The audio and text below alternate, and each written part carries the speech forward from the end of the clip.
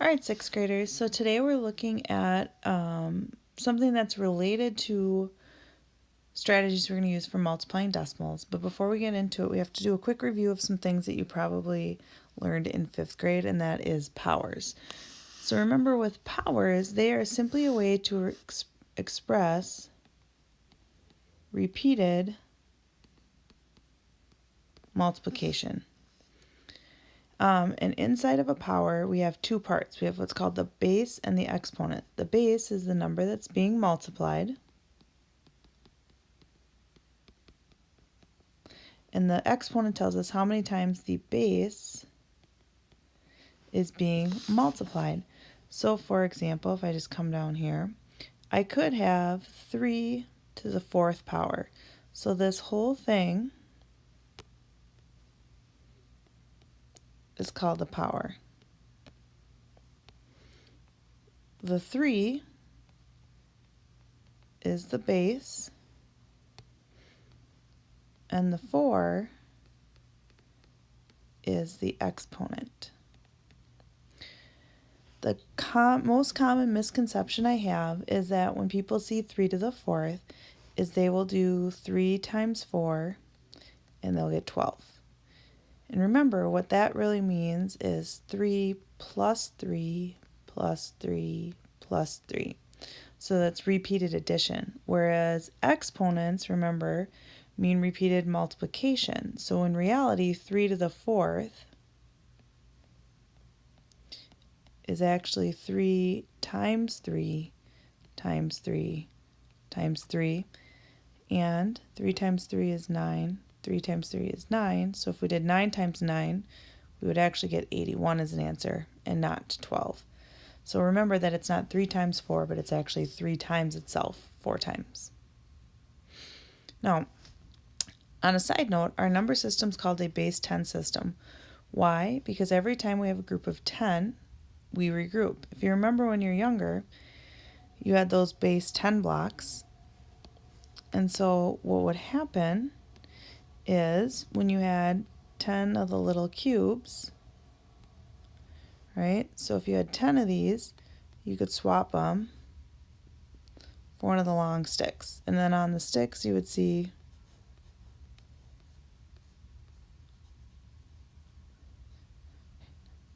the little lines to make 10. And then if you had 10 of those, you could exchange them for the big flat, which also you would see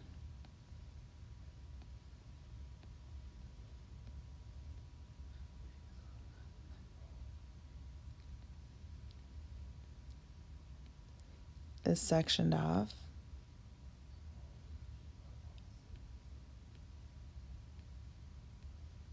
Into 10 pieces.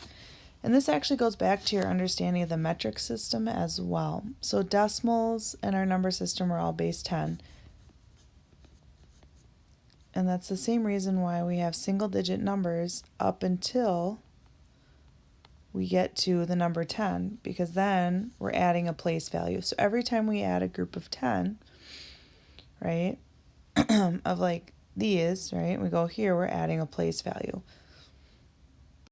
And that's important because that can make what we're doing with powers of 10 a simpler way to approach multiplication of decimals. So let's just look at the powers of 10. So for example, if we're going to look at how can we achieve each of these numbers by multiplying 10 by itself to get it. So example 10 is just 10, or 10 to the first power, because you don't multiply 10 by anything. In 100, it's 10 times 10, or 10 to the second power. In 1000, it's 10 times 10 times 10, or 10 to the third power. And then 10,000, we have 10 times 10 times 10 times 10, or 10 to the fourth. So hopefully you start to see and notice a pattern that every time we're adding a 0, we're adding another power of 10, or the number of zeros, right, relates to the exponent that we have. So like here, there's 1 0, we have 1. 2 zeros, we have 2. 3 zeros, we have 3. 4 zeros, we have 4. And then we can use that to say, for example, if we have 10 to the 6th, we could sit there and we know that that 6 is telling us that we have 6 zeros after the 1, which would give us 1 million. Now, why is that important to understand? Well, a lot of times in elementary school, when we first learned to multiply by 10 and then 100 and 1,000, we started to do things like this. So like 2 times 10 we knew was 20, 2 times 100 we knew was 200, 2 times 1,000 is 2,000. And then we get problems like 15 times 10. And so a lot of times in elementary school, you'll hear people say, well, I know that I can take 15 times 1, which is 15, and then I'm just going to add that 0 at the end, so it's going to be 150. Now, while that gives us the correct answer, that doesn't actually tell us what's going on there. So what do we start to notice? We notice that we're adding zeros, but why are we actually adding zeros? And that's where we have to start understanding what's happening with decimals. So down here, we're starting to look at, instead of 2, we're looking at 2/10 times 10. And 2/10 times 10 is actually 2. Now here, 100, remember, is really the same as 2/10 times 10 to the second, which ends up giving us 20.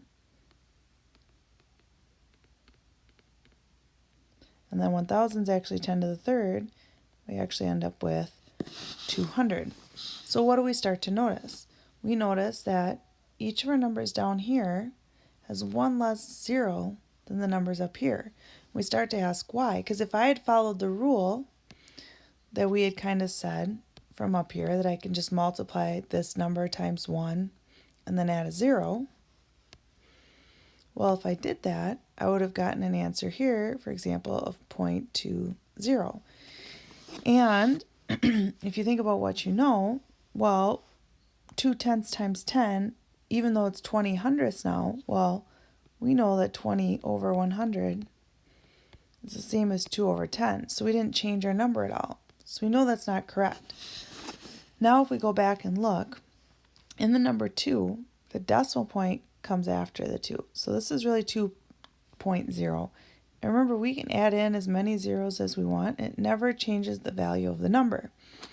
Well, when we do 2 times, say, 100, which is really 10 to the second, what's happening is we're not adding zeros.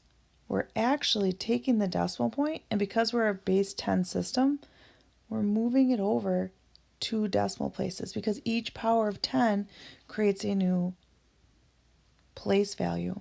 And that's where we get the 200, because when I move it over 2 spaces to the right, I get 200. 1,000 is 10 to the third. So we would take it, and instead of 2 places, oops, now I'm going to move it 3 places. And then if we follow that same rule down here, if I have 0 and 2/10 and I'm multiplying it by 10/3, or 10 to the third, that's telling I'm going to move it 3 spaces. So here's 1, 2, 3. I fill in those zeros, and that's how we end up with 200. So it's all about place value and understanding that groups of 10 and those powers of 10 can move our decimal point. So let's look at some different examples. So here, if I have 8 and 23/100 times 10 to the third, what I can actually do is I'm going to sit there and I say, okay, my exponent's 3, so I know I'm going to move it 3 place values. So if I start with 8 and 23/100, the decimal point started in between the 8 and the 2, and I'm going to move it 3 spots. So I'm going to go 1, 2, 3, and now my decimal point is going to actually end up way back here, and I can just fill in a 0 placeholder. So 8 and 23/100 times 10 to the third actually ends up being 8,230 with the decimal point at the end. So why don't you pause the video and try the next one on your own. So if I have 7 and 1/10 times 10 to the fifth, once again I have that decimal point starting.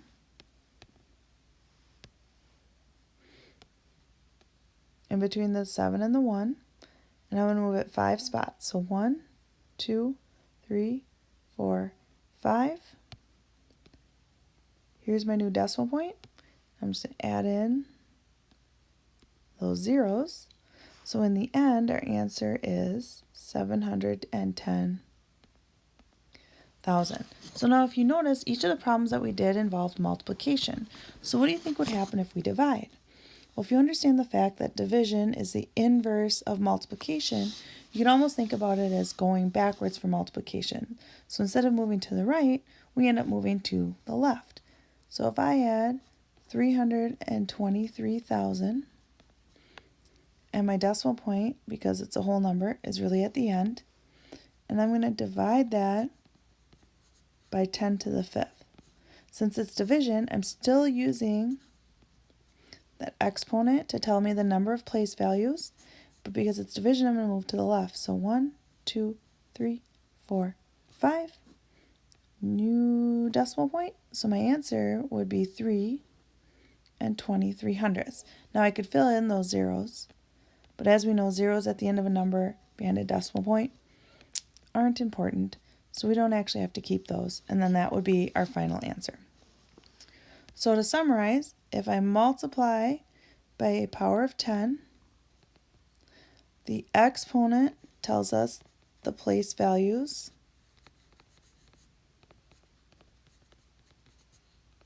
we can move.